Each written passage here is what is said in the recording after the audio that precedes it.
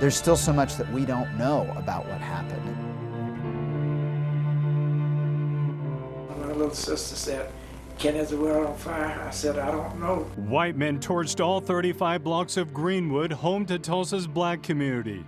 If we want to find out what happened to the victims of the 1921 race massacre, we have to go back in time and hear from survivors. When I was awakened by my mother, she says the white people are killing the colored people. The whole area looked like a war zone. Somehow, that horror was hidden from generations. I knew that I wanted my kids to know about Greenwood. Now, teachers are arming the next generation with facts about Tulsa's past.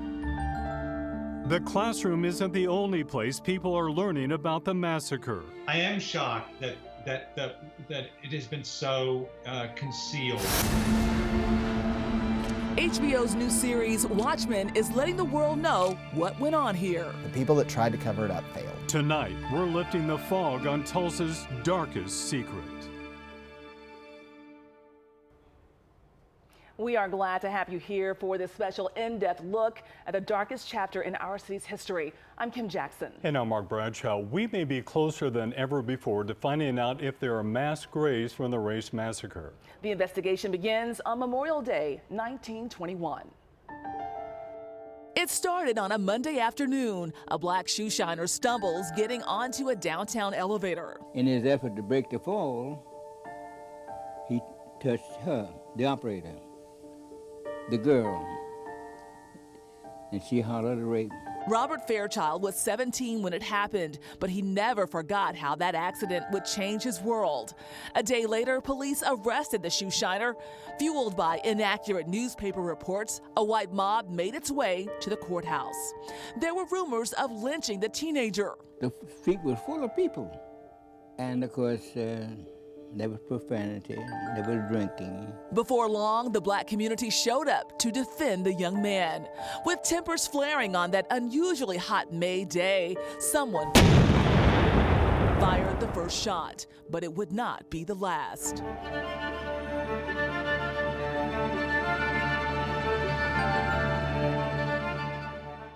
I was afraid, very scared. And they broke in and took what they wanted and they set it on fire. People coming out with their chandeliers, their curtains, their pretty things. And so that's what happened. The mobs looted that 35 block area. The initial militia, some of the survivors said the initial militia just stood back and let it happen. By nightfall, flames swept across what was known as Black Wall Street. Around about 11 o'clock, all you could see was black smoke coming up, and you could hear the gunfire. More than 800 people were hurt, and to this day, we still don't know how many were killed. The best guess is as many as 300. We can't change what happened all those decades ago, but we can make sure that no one forgets. You can't understand your nation, your people, unless you know what experiences happened to the people. You cannot understand black Tulsans today unless you know that this event happened. We developed an understanding of one another and appreciating one another and respecting one another, and the net result was we had peace from then on. What they didn't have was answers, but that could soon change. This is the only location where I feel we have fairly compelling evidence that it may hold victims of the riot. This is essentially a pit that has been dug into the ground. That's the Oklahoma archaeologist who headed up the initial investigation in 1999. Fast forward to now, and we are finally following up on the leads his team found back then. I sat down with Tulsa's mayor recently to find out why it's taken 20 years to try and get answers to Tulsa's darkest secret. Are there victims buried in mass graves? So if you're murdered in our city, you should be able to just take it for granted that the city is going to do whatever it needs to do to find out what happened to you and bring justice for your family. And Mayor G.T. Bynum says it doesn't matter whether it happened last night or a century ago. He's asking all of us to think about how we'd feel if it was our grandmother who disappeared. And then you lived in a city that said, yeah, no, we're not going to search for him. We're not going to try to find out what happened to him. And then we question why there are issues of racial disparity in our city and challenges between the city government and black Tulsans. That should not be a surprise when we've had a city government for 98 years that hasn't been willing to follow through on this. Let's talk about the search for the mass graves. What's the latest right now? So we had the Oklahoma Archaeological Survey here for a little over 2 weeks, doing scanning using ground penetrating radar and other technology that's much more advanced since the last time anyone attempted to do this work. They can see, if you will, with much greater precision and clarity than they could have 20 years ago. If nothing is found in the results, how much longer will this search go on? You know, how long it will go, no one could say, because one of the things that we've found through this process, once we made it public that we were undergoing this search, all of a sudden, all these people came forward with different stories. What we found was there was this huge untapped reservoir of oral histories that have been passed down through families over a century in our community. Historians are going through their stories to see if there are other places we should be looking. For now, the focus is on 2 sites, Oaklawn Cemetery and New Block Park. And even if we find nothing at either of these sites, it's important for black Tulsans to know that their community is trying to do right by their ancestors. So you think even though if nothing is found, the education part of this is maybe worth it there. People are being educated, they're finding out more, learning about what happened. It is definitely drawing out a dialogue in our community around what happened. I mean, now we're having debates about whether it's a riot or a massacre, and there are people who feel like one word is more applicable than the other. How important was that to change that? Oh, I think it was important because a riot implies that this was a two-sided affair, and it was not. Why is this search so important to you? It's important to me because I think it reflects where we are in Tulsa today. We cannot change what happened in 1921. We only have control over what we do right now. And I don't think that most Tulsans want this to be a city where we think there might be mass graves in our city and we don't try and find out if that's true or not. So what happens next when you find, if and when you find something? So if the archaeological survey identifies an anomaly in the soil, which is what they're looking for with their equipment, then we would have a discussion about whether or not we're going to do excavation. Mayor says just because we find remains doesn't mean they're from the race massacre. A lot of people died in a Spanish flu epidemic 2 years earlier. All right, joining us now are some of the men and women refusing to let the massacre remain Tulsa's darkest secret. We want to begin with Senator Kevin Matthews. And Senator Kevin Matthews, we know that you are on the Public Oversight Committee, and you will be one of the people who helps decide whether or not we excavate based on the evidence. So kind of tell us about the process of what you all have been going through. Well, actually, our city councilor, Vanessa Harper, brought this to the forefront in the city, and she has assembled actually a board of people with the Ancestral Society, Native Americans, African Americans from the community, elected officials, all the way up to the mayor, and it's an extensive process of not only getting information from the public and hearing those oral stories, but then bringing experts like at least one of the ones that we have today that could tell us what we would do if we do find remains. There are some particular issues around not only the science of finding out DNA, but other issues like tribal issues and how sensitive that is if we find tribal remains. It's a very sensitive issue. Yeah, we're going to hear about that a little bit later there. Let's bring in Kevin Ross, you're a race massacre expert. How likely are we to find mass graves? I think with all the indications over the years of what could have been a rumor mill came to a point where everybody is agreed upon, like Oaklawn Cemetery, where the story was passed down from one caretaker to the next caretaker of where the riot date may possibly be. You have people telling stories about underneath the freeway near the Oaklawn Cemetery. Those stories were highly suspected with the riot commission when it sought to see the answers back in 2001 in their report. So we had the power of oral history that was able to be documented, and that's one of the reasons why the committee sought for these three. Although there are stories of other places around the city and outside the city as well, but these three were the ones that was most likely the riot dead or buried. And so, Kevin, how do you feel that the community is looking at this right now? We're waiting on the results, and so at this point, how do you think the community feels? Well, I think if anything, they like me, relieved. For me, I've been dealing with this issue for going on 10 years alone by one particular graveyard out on 91st Street. But seeing now that Tulsa is ready to deal with its past, and I'm just absolutely just feel that what we're doing here in Tulsa, we're on the right side of history right now, and it's on our watch to do the right thing. All right, joining us now are University of Tulsa Assistant Professor of Anthropology, Dr. Alicia Odawale, and State Representative John Waldron, who spent 10 years teaching history at Booker T. Washington High School. And Dr. Odawale, we know that you are a part of the research team that spent time out there with the radar penetrating machines that were out at the cemetery. And we also know that you have worked 5 years on other archaeological sites. So if we do not find remains here this time, what else is there for us to learn? There's a lot we can learn outside of just finding evidence of bodies buried, because there could be grave goods that are included with those people, but also looking more towards the housing, the businesses, the schools, the churches, all the things that were part of the historic Greenwood District are important for this story to tell. And archaeology can reveal all of these aspects, not just the human remains. Representative Waldron, you live here in Tulsa. You're raising a son here. You taught school here for many years. What does this surge nearly a century later say to future generations? It's such an important message to future generations. I mean, you can't really understand what it means to be a Tulsan without coming to terms with all of its history. And you're right, this is the darkest moment in the history of Tulsa.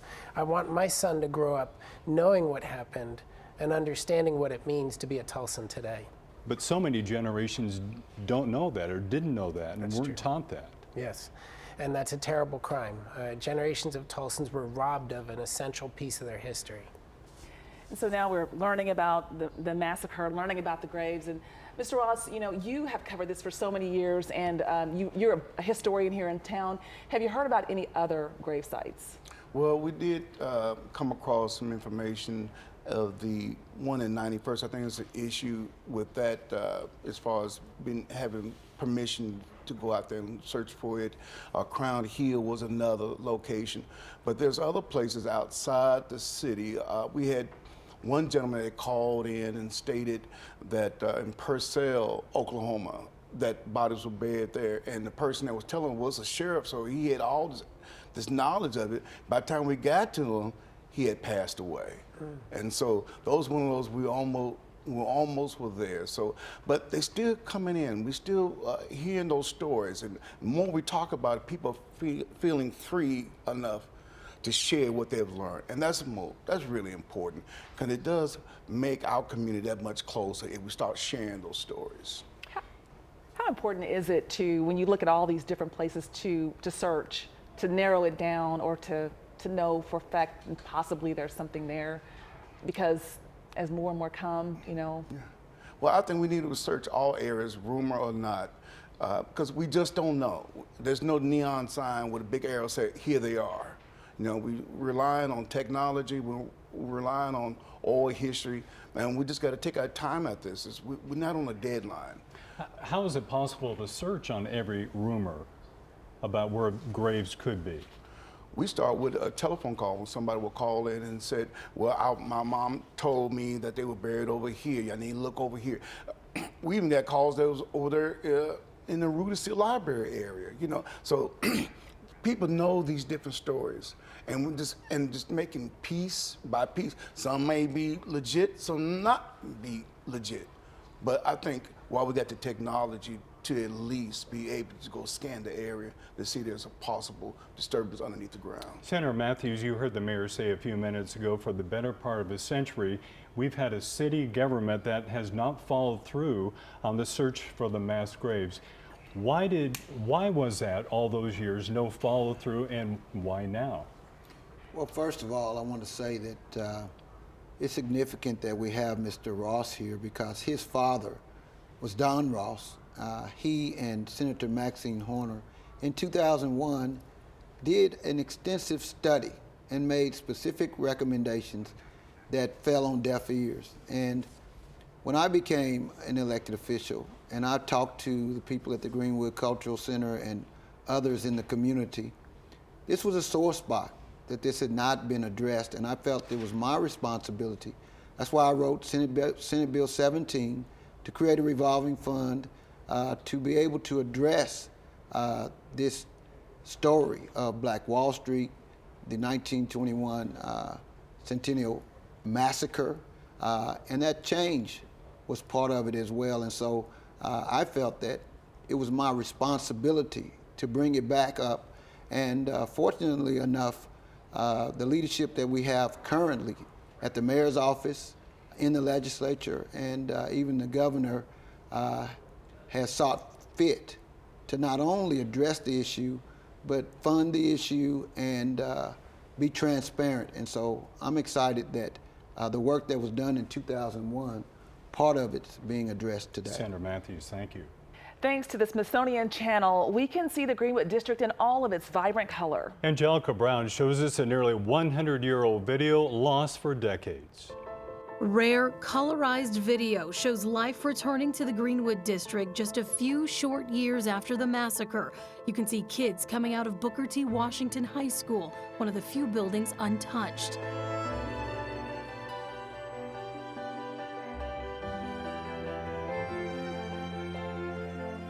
The streets once again a flurry, the sidewalks packed with people going about their day, the ladies dressed in furs, the men just as dapper. While business on Black Wall Street seems back to normal, life would never be the same. Stores like S.D. Hooker and Company clothing would be rebuilt, but the emotional damage done in those 14 hours would last lifetimes. Fueled with rage and armed with weapons more at home on battlefields in some far-off land than urban America. It was just a shambles, bricks, stones, buildings blown up. Just the war-torn plates. White men manned machine guns on the ground and used planes to target families trying to escape. And all them poor little colored folks that live right there on Archie, we didn't see them no more. They killed them folks.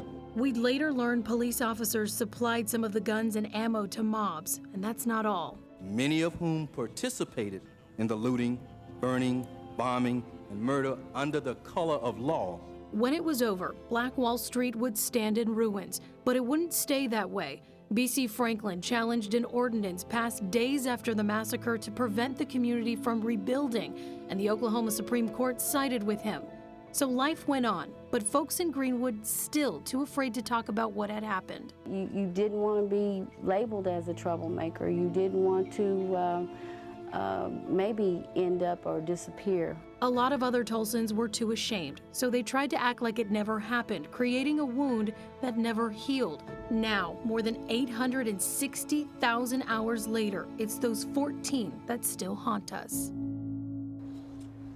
Those are powerful images. Dr. Oda Wally, you're working on a project right now to uncover buried history in the Greenwood District. Tell us more about that. Well, it's called Mapping Historical Trauma in Tulsa from 1921 to 2021 because we're seeking to put a little bit of a capstone on this centennial experience by researching from 1921 to 2021 this shifting imprint and landscape of Greenwood, how it has changed through time. Not just looking at a map, but literally how our memory of Greenwood has changed through time and how our understanding of Greenwood has changed through time. So we need the mapping evidence, we need archaeological evidence, we need all of our literary evidence and all of our archival material together to piece together a story from 1921 to 2021. We owe a lot, bring the whole group in here, a lot to B.C. Franklin because from what I understand, a lot of the people were not allowed to rebuild after that, and he made that possible to rebuild the Greenwood area. Mm-hmm. Yes. The city at that time and the powers that be had created ordinances that you could not build on scorched lands, and they made it illegal. And then also people who needed bricks and mortar and wood. They would refuse lumber. They would refuse to buy bricks. They were told not to build, but they built anyway. And so B.C. Franklin told his community, build with anything, even with orange crates if you have to, just build. And of course, since they made it illegal, the police will arrest them. He go bail them out and represent them in court. But he just, don't sell your land. You gotta keep your land. He kept the fight going. We're learning so much about what happened during the massacre, and you all have ties to Booker T. Washington High School, the high school that was used as the Red Cross hospital. How important is it to let people know, what Tulsa was like then, and the fact that you had a school that was actually there? Yeah, I think that's essential. Buck Franklin's son, John Hope Franklin, graduated from Booker T and became one of the preeminent historians of African American history. He demonstrated to a whole nation that you can't understand American history without understanding African American history. It's so important that there is a Booker T. Washington Memorial now where Booker T. Washington once stood on the current OSU Tulsa campus. And they've done a great job of capturing that history and telling that story at the Booker T. Washington Memorial on Greenwood right now. And the video we've been seeing here, it's amazing. We're very thankful that survived, because that does tell us a lot, doesn't it? Yes, it does. We also need to note that along with what Kevin has just told us, they were denied insurance claims because it was called a riot. Being named a riot caused them not to be able to collect on insurance claims, and that also is a sore spot with many people from the area. Mount Zion had to pay 2 mortgages to rebuild the church. They had to pay off the old mortgage, uninsured, and then they had to build a new one, and that was an enormous effort and a symbol of the community's determination to stay in Greenwood. And there's still a call right now for reparations after all these years. Well, a lot of the survivors that I interviewed for the Riot Commission years ago, they were able to tell a story at the age of 5 what life was like during that hell. They call it hell. And to get back what was taken from them, it's tearful, it's sad, because a lot of them, they just died angry because Tulsa did not do the right thing then. So hopefully, while they're in the heavens, we can do the right thing and they can see us from there. Well said. Well, don't go anywhere. We have a lot more to talk about. How the new series Watchmen is exposing Tulsa's darkest secret to the world. And HBO is allowing us to show you the entire opening scene that recreated the race massacre. Plus, transforming the site of so many deaths into something beautiful, paying tribute to victims.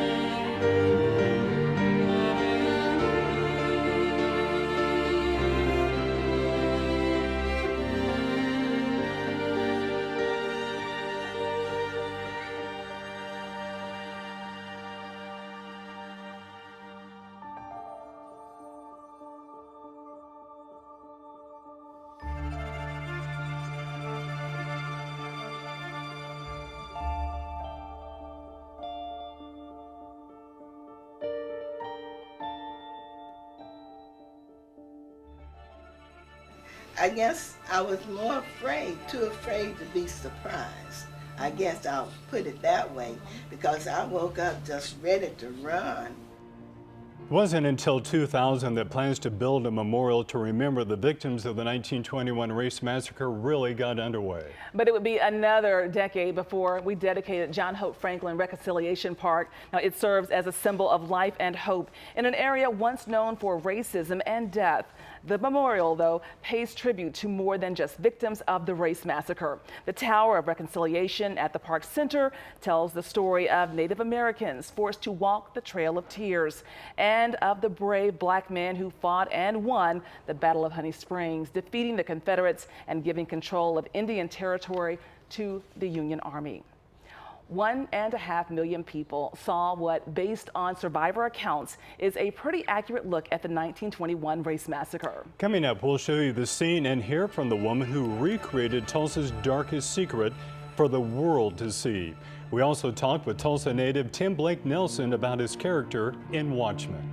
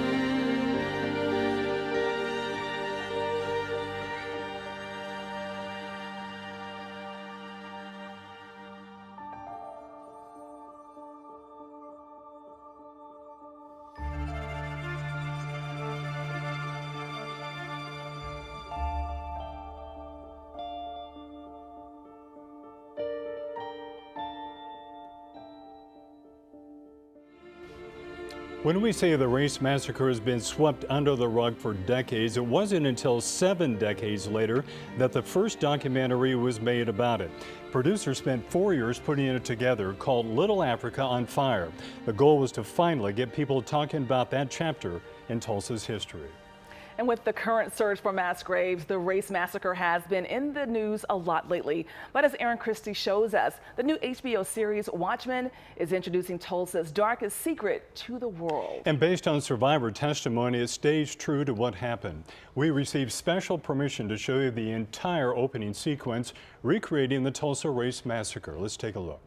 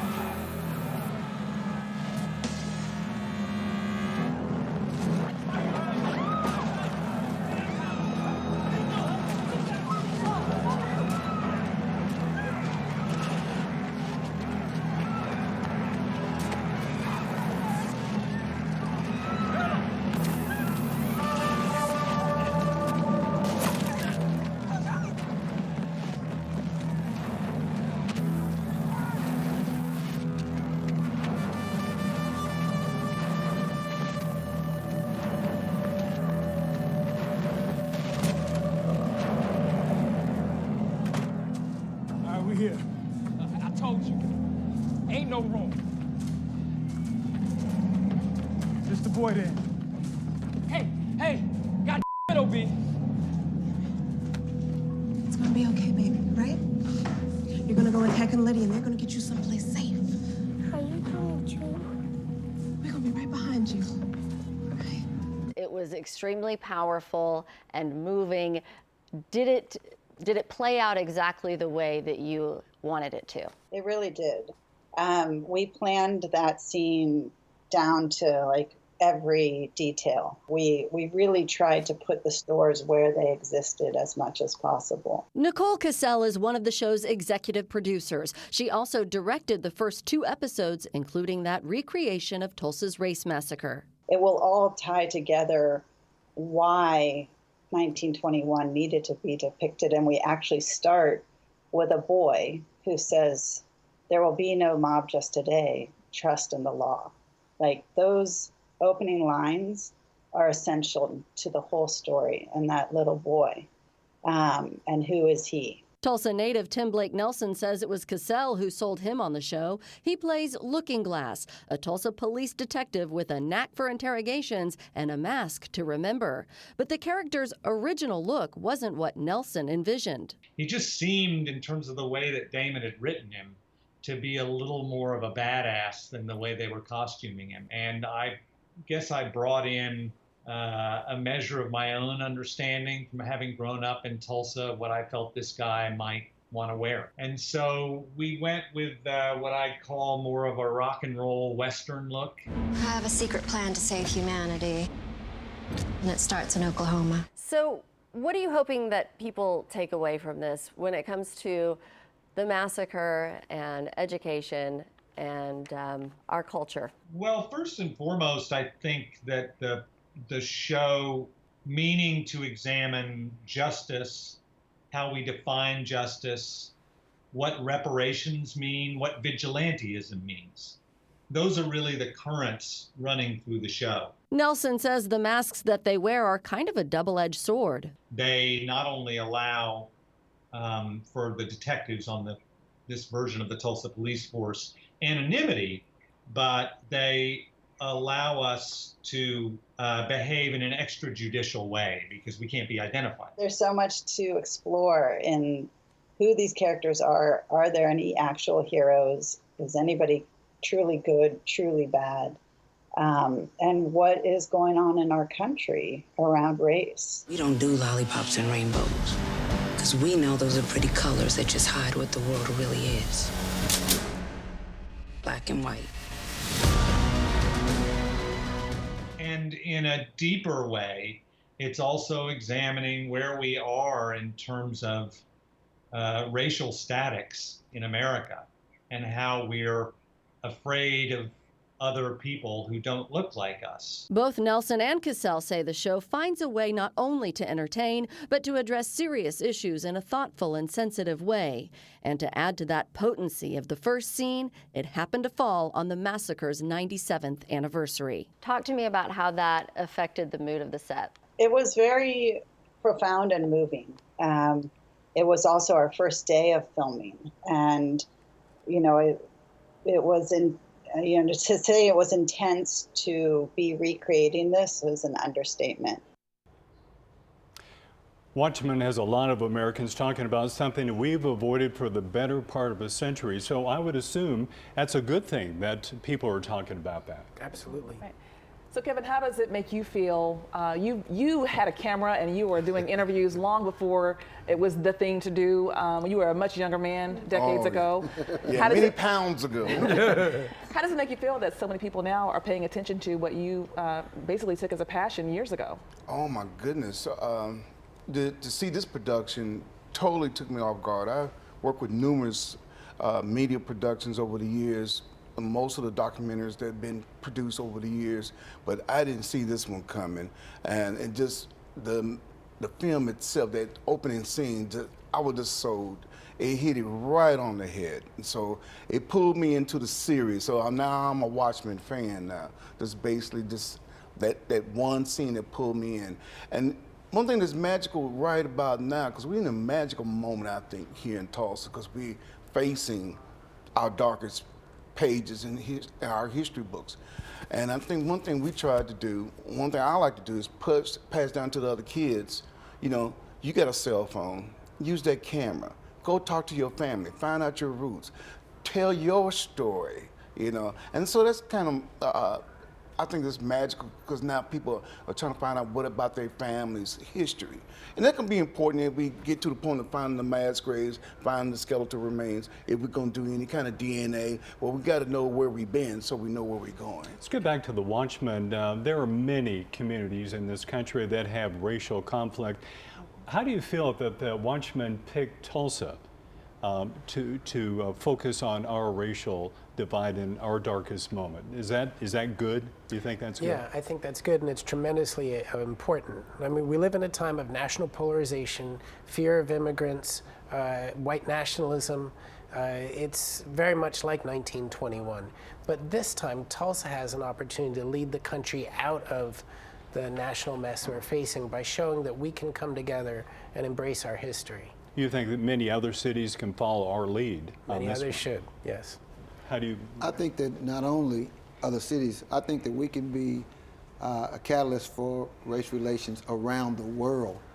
Tulsa, Oklahoma is the only state in the United States that did not have one county vote for the first black president of the United States. It's the only state in the United States that not one county did that, and that's significant. And so we have a sore history around race relations, and for us to now have the courage to talk about such a sensitive subject and be able to talk about it for the world to see with the new History Center we're building, with the curriculum that we're now putting out across the state, I think it says something about going from the most severe or the worst massacre of Americans upon Americans, and now having so many people in our state and across the country embrace this story.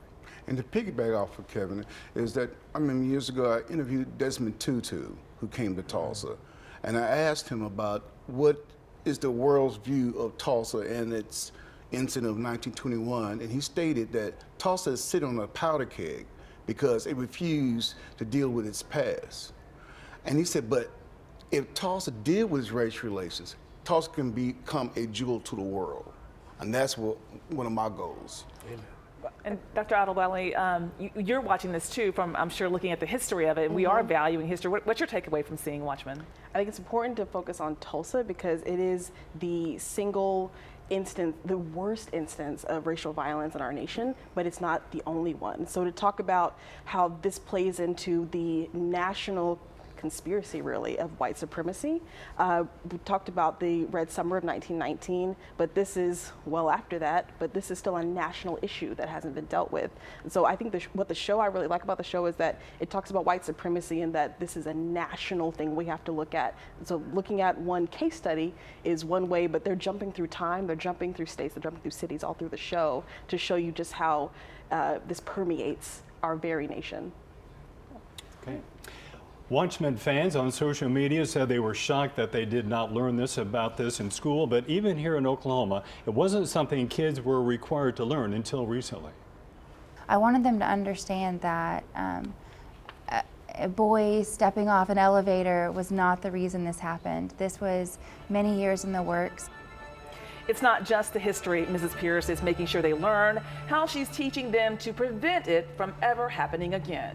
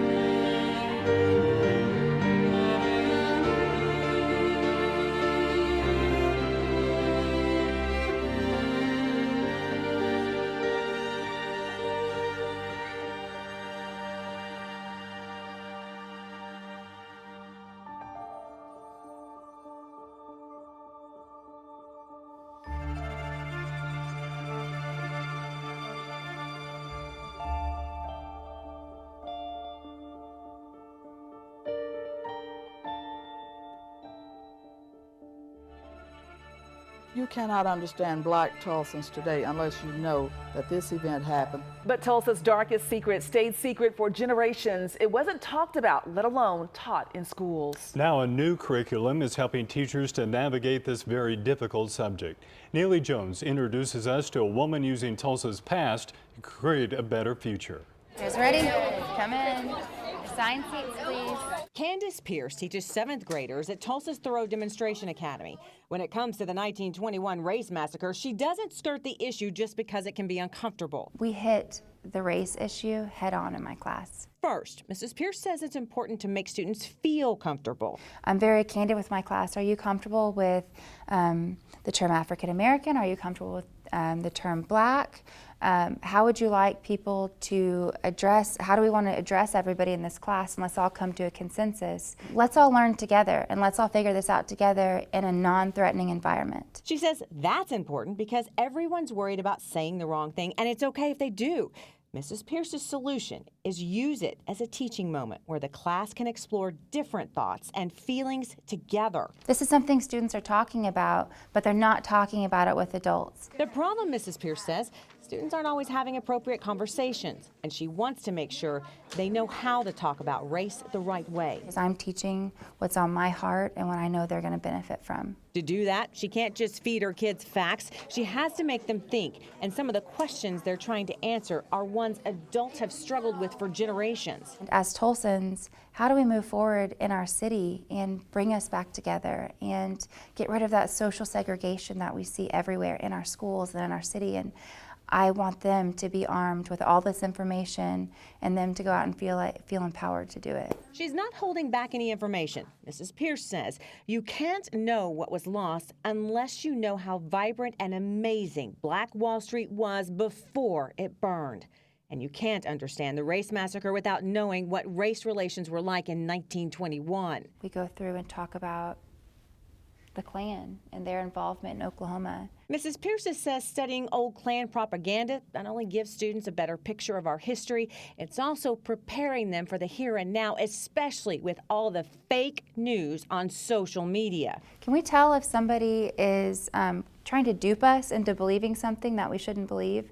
That's really important that they learn the skill of analysis. But she knows that knowledge isn't enough. Bad men need nothing more to compass their ends than that good men should look on and do nothing. And I think that in itself was one of the biggest lessons is we can learn about something and now we need to go do something with it. And what are we going to do with it? At the end of the day, Mrs. Pierce hopes her kids walk out her door prepared to be a better student and a better Tulsan, the kind to lead us into the future. Teacher is well spoken, right? Senator Matthews, you helped put together that curriculum for teachers. How did that go? It went very well, and I'm so proud of that teacher because I met some of those students, and we want adults to model what they've done, to have the dialogue and have these courageous conversations.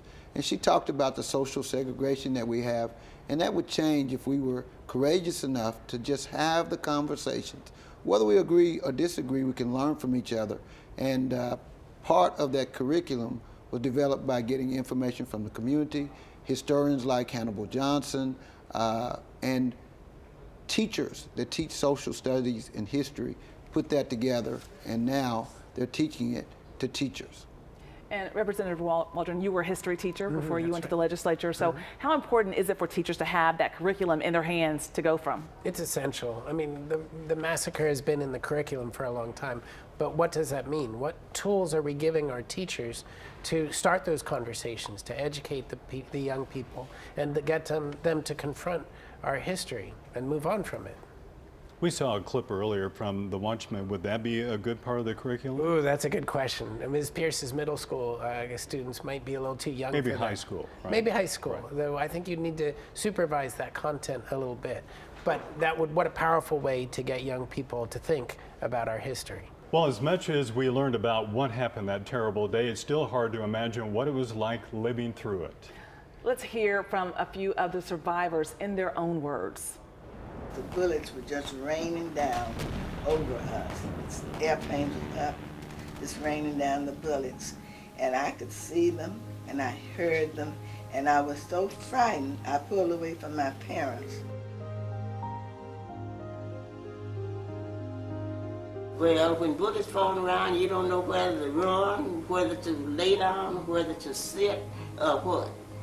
You just standing there this way.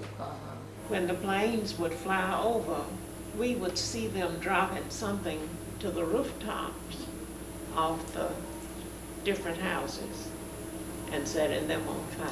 And they would tell us to stay away from the windows because they were shooting in the windows and things like that. As we went out the door, you could see telephone poles falling, fire, and that's when my little sister said, "Ken, is the world on fire?" I said, "I don't know." 4 men with torches in their hands. They set our house on fire. They went right straight to the curtains and set the curtains on fire. All 4 of us got up under the bed. One of the guys coming past the bed stepped on my finger, and as I was about to scream, my sister put her hand over my mouth so I couldn't be heard. 2 or 3 of my sisters and brothers were ducking and dodging and running. Tom Bryant was his name, but we never heard from Tom Bryant anymore after the riot. People were killed, and you go in and see the people mangled. And then some people you never heard of anymore. You don't know where they were killed, where they just left town. So I was about 18, but I heard the old folks say that we couldn't find him nowhere. And they say others too, but I know he died. We did have curfew when I got back, and the National Guard was here to guard us. Well, I hated all white people because that's who was destroying us and doing everything. But I changed that attitude after Mr. Wilcox was so nice. My father had been working for him a long time. He treated him like a real human being. All in all, that's my story about the race riot at 5 years old. Mr. Kevin Ross, you were looking at the video we're watching, and you interviewed those survivors. Most of them are gone now. All of them are gone. And just a few. I interviewed one here Yes. locally, but I mean, the ones that are in the film, all those that was interviewed for the Race Riot Commission, all of those had passed. how hard was it for you to see, and how hard was it for you to hear one of those tragic stories, one after another, when you're doing those interviews? When these folks talk, they talk like in pictures. These people, they grew up without television, so they were able to tell a story so vividly, you know, and you just can't help but to be right there on the spot. The descriptions of everything, the details. And I missed them so much, especially the George Monroe, Papa Clark, and all those guys that told those wonderful stories. You know, they told the story to the world before they left this world. And those are just very precious, you know, and I think that today's children can learn a lot of what those folks went through, and for us to learn as well as a people. I want to bring in the whole group here. If mass graves are found, would this bring closure to one of Tulsa's darkest moments? I don't know. I think maybe not the beginning of the end, but maybe the end of the beginning. Yeah.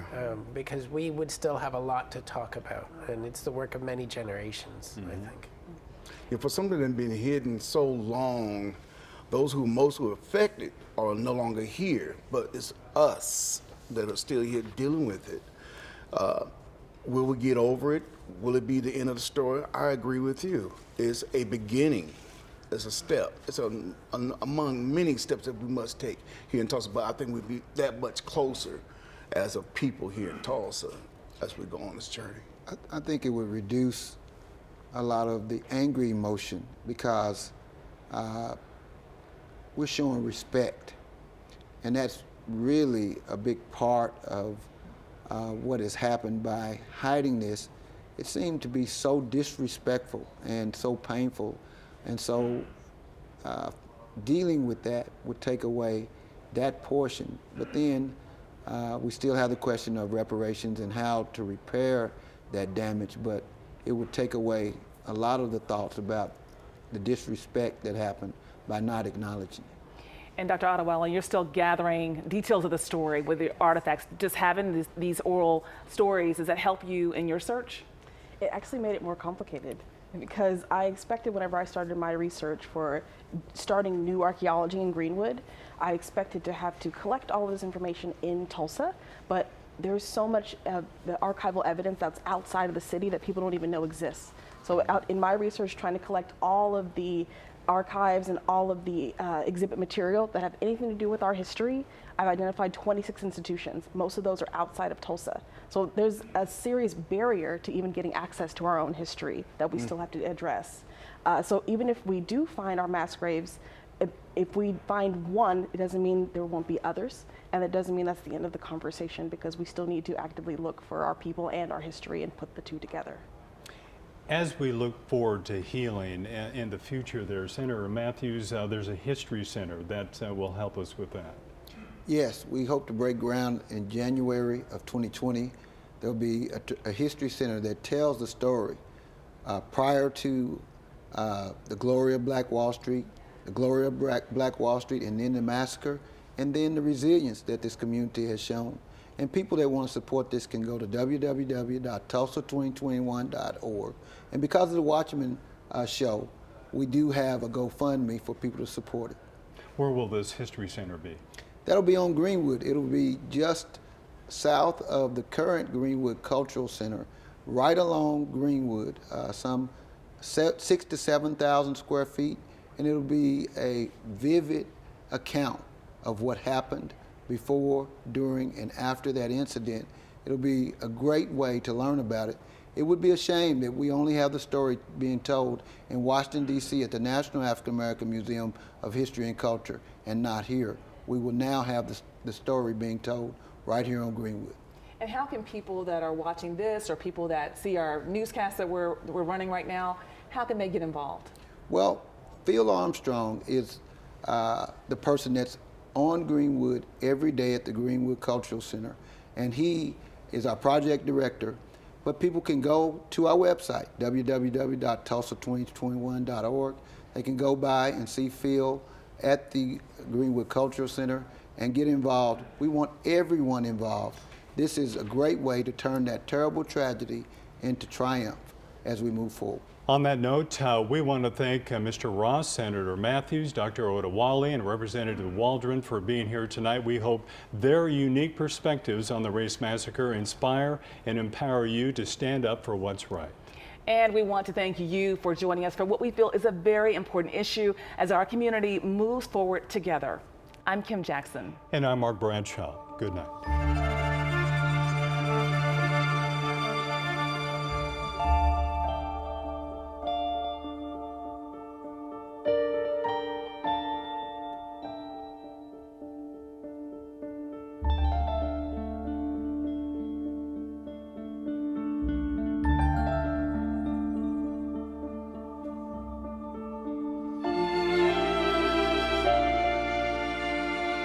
Thank you.